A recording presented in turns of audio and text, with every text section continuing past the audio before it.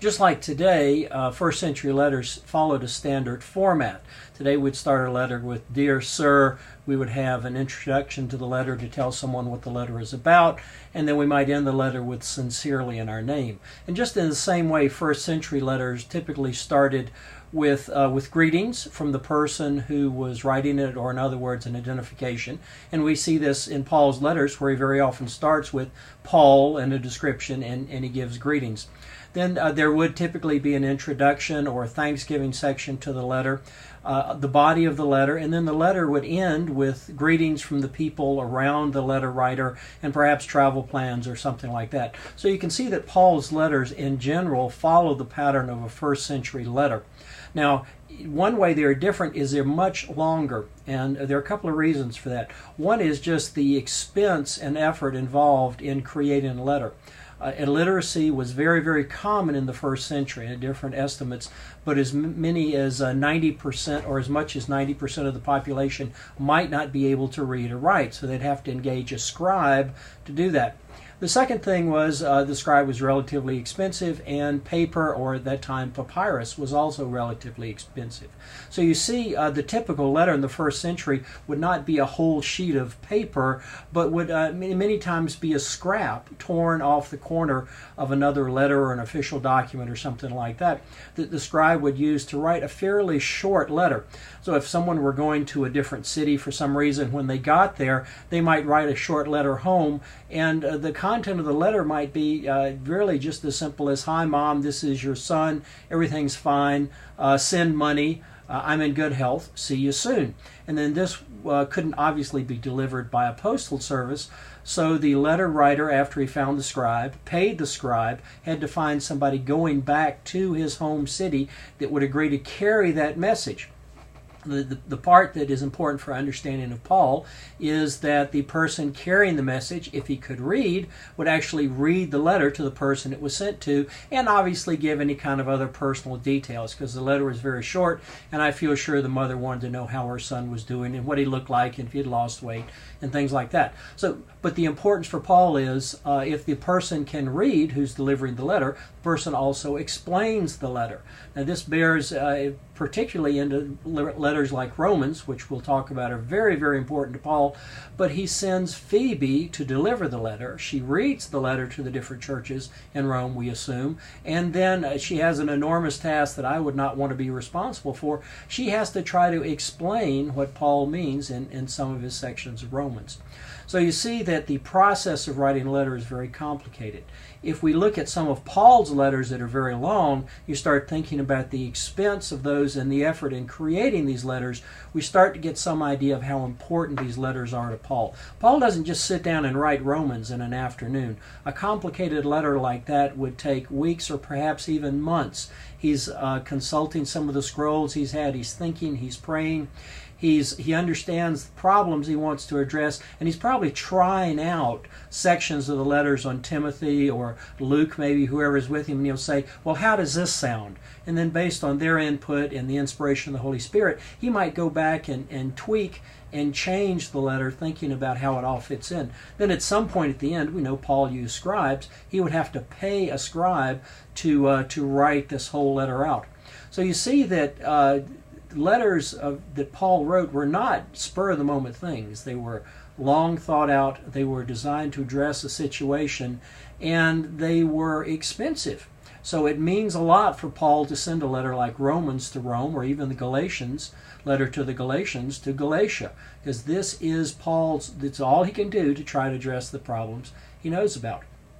Now the second thing that we need, or third thing we need to understand when we think about Paul's letters, is that they are very situation specific. Remember, Paul hears about problems or hears about the need for more teaching, and the only thing he can do is write a letter.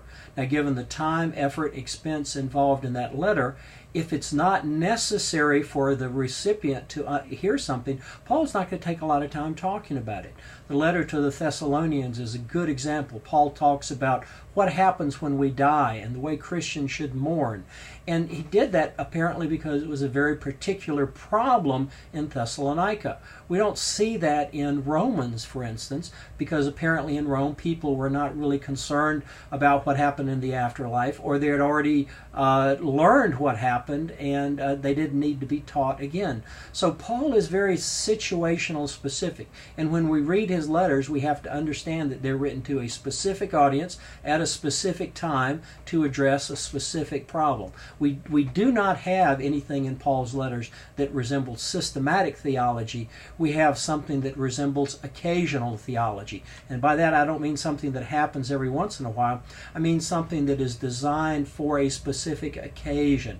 So Paul has problems in Corinth. The people in Corinth send Paul a laundry list of things that they say, Paul, what should we do about this? And Paul responds with, well, concerning so-and-so, then he will tell them the theology behind that. So we have to be careful that we interpret Paul's letters correctly, because they are situational and occasional to a specific place. Now that doesn't mean they don't have eternal meaning. They absolutely do. But for instance, when Paul's writing to the Corinthians, he's writing to a people who have a specific problem. This guy is shacked up with his hot mother-in-law. And Paul is saying this cannot happen, and he goes on to explain things like that. They have a big problem apparently with confusion in worship in the Corinthian church. So Paul is giving them ideas about how to conduct worship, how to use spiritual gifts. And he gives some very specific instances, the way women should dress, the way men should dress. And for instance, he said, that men's heads should be uncovered.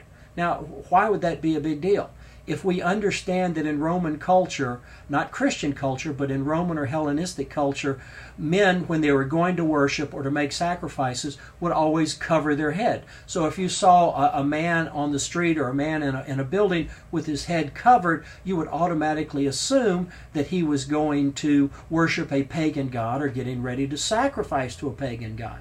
So you can see what Paul is saying is that in this particular case, I believe, don't look like you're going to worship a pagan god or getting ready to make a sacrifice to a pagan god when you pray in church. Don't do anything that would confuse the people in the outside culture to make them think that you're worshiping a pagan god when you're really worshiping God. Now, I think there is an eternal principle in Paul's letters that apply to us today. But what we have to be careful about is that we take not so much the situational occasion, so the head covering or something like that, but say, what is the eternal principle of what Paul wants to do? And one of the eternal principles, I think, in Paul's letters is orderly worship. We worship an orderly God, not a God of chaos, and our worship reflects the character of the God we worship. So we need to worship orderly. We need to worship with respect. Our worship should reflect our state of mind in the God we worship. So what we need to do to apply that today, we take that eternal principle of orderly worship and apply it today to say, this is how we worship orderly today. Doesn't necessarily mean heads covered or uncovered, but whatever it does mean, it's orderly. The things happen one at a time, and we proceed in a fashion that is appropriate for us based on the eternal principles. So I hope that's given you a little background of why Paul wrote letters, the expense and effort of writing those letters, and maybe the beginning of an understanding of how we read these letters.